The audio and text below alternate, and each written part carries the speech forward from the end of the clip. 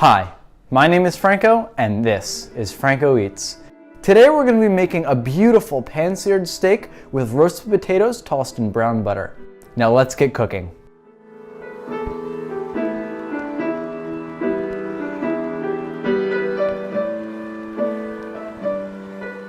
So we're going to start off with our potatoes. Take these, put them onto a sheet tray and put them into an oven at about 350 degrees Fahrenheit.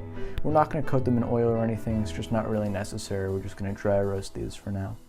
Then we're going to move on to our brown butter. So take about a half of a stick of butter, put it into a small sauce pot, and give it a couple stirs. And really making brown butter isn't as difficult as a lot of chefs make it seem. All we're doing is separating the milk solids from the actual butter and taking the milk solids that have separated and browning those, which will release a really beautiful aroma and flavor into butter that you don't normally taste when you use butter at home. So once this starts to bubble, you know it's getting close, and you'll start to see the white pieces caramelize and turn golden brown. That's when you really know it's done. We're going to take our steak, dry it off, and season it really liberally with salt, and put that into a pan with about a tablespoon of oil on medium-high heat. So what we're really trying to do with this steak is to create two beautiful sides of Maillard reaction. And for those of you who are new, haven't seen some of my other videos, the Maillard reaction is the caramelization that we typically see on anything in the kitchen. So getting that beautiful brown, crispy color and flavor is from the Maillard reaction.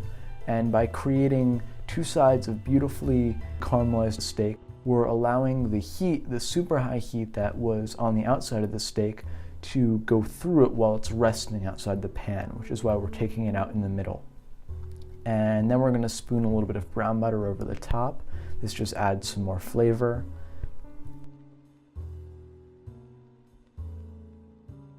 And we'll give it a flip. And now we're really going on high heat here. We really want to get that super crispy outside.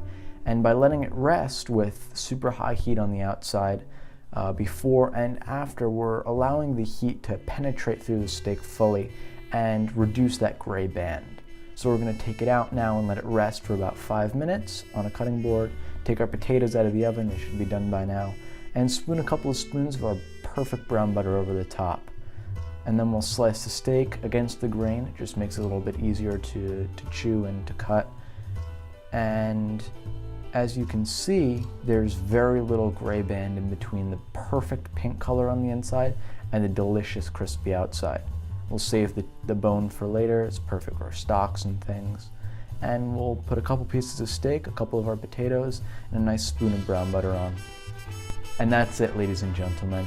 Perfectly cooked steak with brown butter potatoes. Until next time, my name is Franco, and this has been Franco Eats. Bon appetit.